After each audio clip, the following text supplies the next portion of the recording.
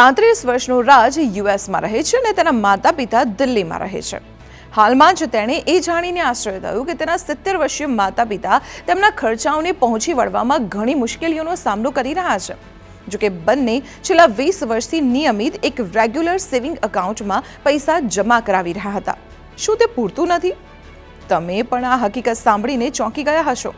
વાસ્તવમાં રાજના પેરેન્ટ્સે એક મોટો અને હિડન ચાર્જ ધ્યાનમાં ન લીધો, જે તેમની મહેનતના પૈસા ખાઈ રહ્યું છે, અને તે છે મોંઘવારી। મોંઘવારીની લાંબા ગાળાના રોકાણ પર કેવી અસર થાય છે, આવો સમજીએ।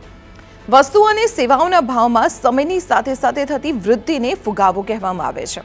એક ચોક્કસ સમય બાદ ફુગાવો તમારી ખરીદી શક્તિને ઘટાડી દે છે।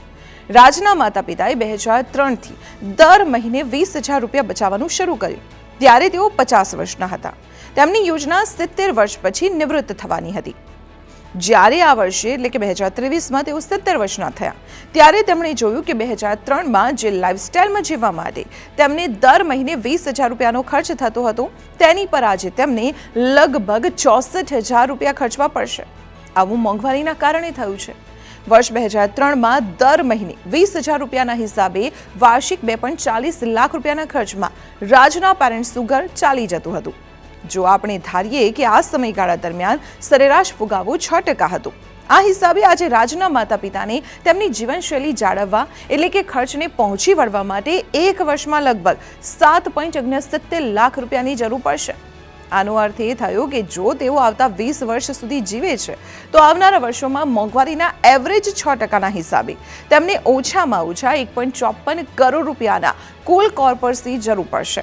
હવે તેમની પાસે બચતમાંથી કુલ 48 લાખ રૂપિયાનું ફંડ એકત્રિત થઈ ગયું છે, જે લગભગ 3 વર્ષ ચાલશે। હવે સવાલ એ થાય છે કે રાજના માતા પિતાએ શું કરવું જોઈએ? ફાઇનાન્શિયલ પ્લાનર સંજીવ ડાવર કહે છે કે વહેલું રોકાણ કરવામાં આવે તો ચોક્કસપણે વધુ લાભ થશે, કારણ કે કમ્પાઉન્ડિંગ માટે પૂરતો સમય મળી જાય છે।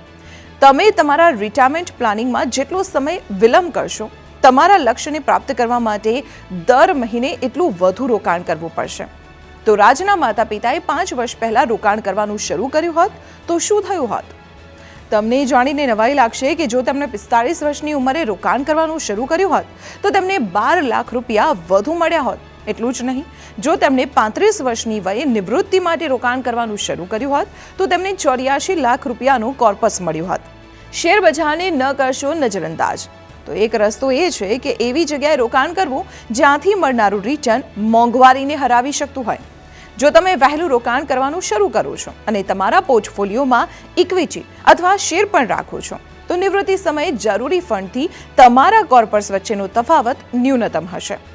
ઉદાહરણ તરીકે, જો રાજના માતા પિતાએ 40 વર્ષની ઉંમરથી એવા સાધનોમાં રોકાણ કર્યું હોત જે ઓછામાં ઓછો 12%નું વાર્ષિક રિટર્ન આપે, તો 70 વર્ષની ઉંમર સુધીમાં તેમને 7 કરોડ 6 લાખ રૂપિયાનું કોર્પસ મળી ગયું હોત। ફાઇનાન્શિયલ પ્લાનર ઋષભ દેસાઈ કહે છે કે તમારા રિટાયરમેન્ટ કોર્પસનો એક હિસ્સો ઇક્વિટીમાં રોકાણ કરવું જરૂરી છે, કારણ કે માત્ર ડેટ ઇન્સ્ટ્રુમેન્ટ્સમાં રોકાણ કરવાથી તમે તમારા લાંબા ગાળાના લક્ષ્યો હાંસલ નહીં કરી શકો। તમે જેટલા યુવાન છો, તમારે ઇક્વિટીમાં ફાળવણી એટલી જ વધુ કરવી જોઈએ। તો તમારા માટે શીખે છે કે રાજના માતા પિતા જેવી ભૂલ ના કરો।